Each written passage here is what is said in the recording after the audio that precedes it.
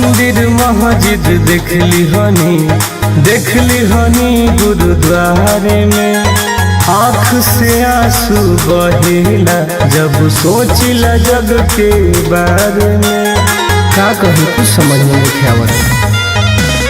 मंदिर मस्जिद देखली हनी गुरुद्वारे में आँख से आंसू बहेला जब सोचिला जग के बारे में। अमीर के जमीर काहे निर्धन के डाहेला, अमीर के जमीर काहे निर्धन के डाहेला। गरीब के केहू सत के न चाहेला, गरीब के केहू सत के न चाहेला। आज दुनिया के रीति बा।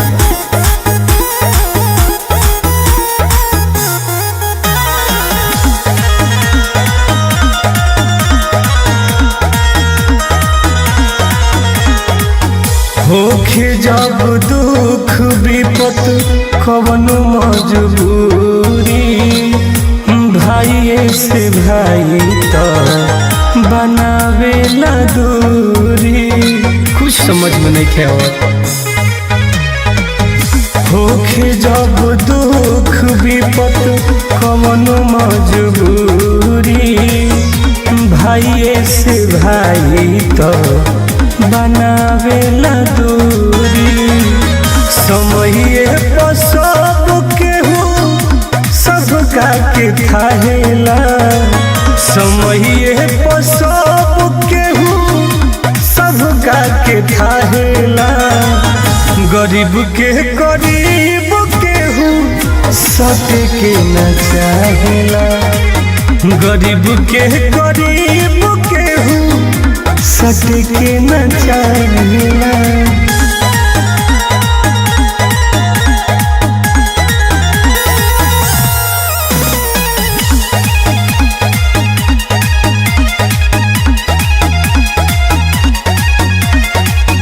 कोर्ट आ कचहरी पुलिस थाना में भी राजबा, पैसे वाला के पीछे भागत समाजबा।